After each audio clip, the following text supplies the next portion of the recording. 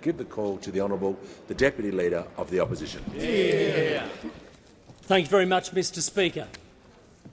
Mr Speaker, Australia is going in the wrong direction. Under Labor, Australia is becoming poorer. Under Labor, Australia is becoming weaker. Under Labor, Australia is becoming more dependent on other nations. And the only way this can be turned around is if the Labor government starts to put the Australian people, rather than the government itself, at the centre. And in order to do this, Mr Speaker, a prerequisite is to fix the budget. We all know, on both sides of this chamber, that the Australian government's budget is not sustainable. We know that Labor also appreciates that, because the Treasurer has conceded as much only weeks ago. And herein lies the test for the Labor government. The starting point for fixing the budget is to stop the spending spree. As a percentage of GDP, spending has gone up from 24% to 27% under this government.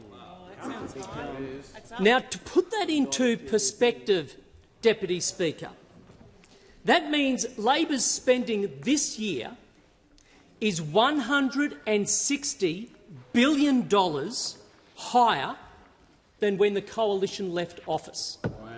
$160 billion. So this equates on a household level to $16,000 per Australian household.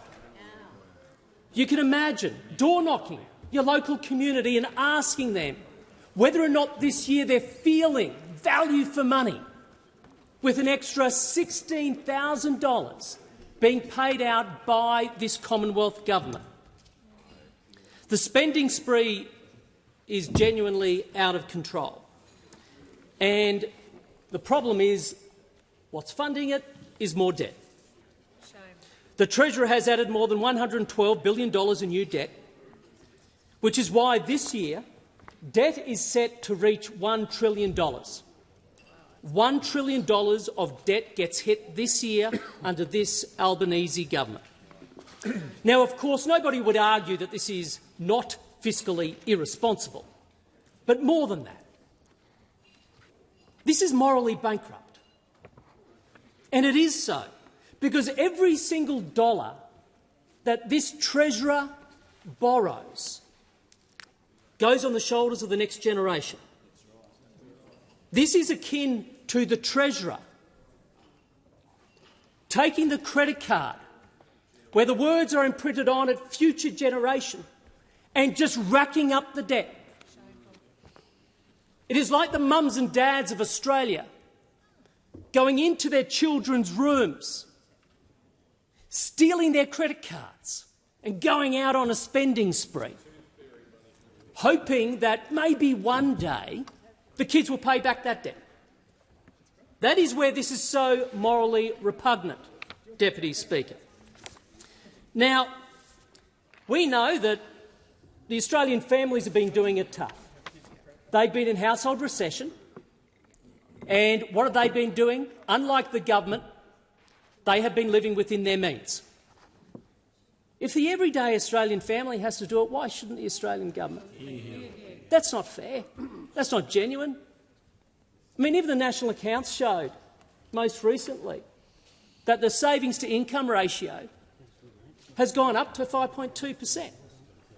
So at the very time that households are showing fiscal prudence, this government is spending. Now, not only, of course, are we going to see $1 trillion of debt this year, but we will see, over the next 10 years, deficits. That is this newly elected Labor government's plan for the Australian economy. $1 trillion of debt and 10 years of deficit. Now, this places the Treasurer at a fork in the road, Deputy Speaker. He has a choice here. He can turn right and stop the spending spree, or he can turn left and increase taxes. Now, is there any guess as to which way the Treasurer might go, Deputy Speaker? Would this Treasurer, the member for Rankin, could he possibly increase taxes? Well, often history is a good record as to where someone might go. And so I dug out the taxes that this Treasurer has had something to do with. We're talking here about the carbon tax, the mining tax, the super profit tax, the resource tax, the safeguard tax, the family car tax, the housing tax, the retiree tax, the family trust tax, the small business tax and the deficit levy tax. And this is just a sample. And I take the interjection from the honourable member because I did forget one. I forgot about the superannuation tax. So you're right, I give him credit. Okay. It is super big. Getting a little bit loud here. And just keep it's the super interjections down. bad. And we know it is. I believe those also opposite know it is. In fact, the most egregious part of the tax to which the honourable member referred is the taxing of unrealised capital gains. The notion that you are actually going to tax theoretical profits that have never even been made. Now, we know already from the question times in this sitting that neither the Treasurer nor the Prime Minister would accept stopping the extension of unrealised capital gains at superannuation. In other words, they have every intention of extending unrealised capital gains beyond superannuation. Right, that's exactly right. And we have heard media reports from the former Prime Minister, Mr Keating, as well as we've heard from the Assistant Treasurer, that it's not going to be just a few Australians who are hit.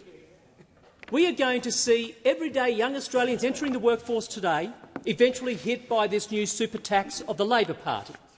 And something that hasn't been mentioned, Deputy Speaker, about this super tax is the fact that they are introducing something which is called the Henry VIII Clause. Yes.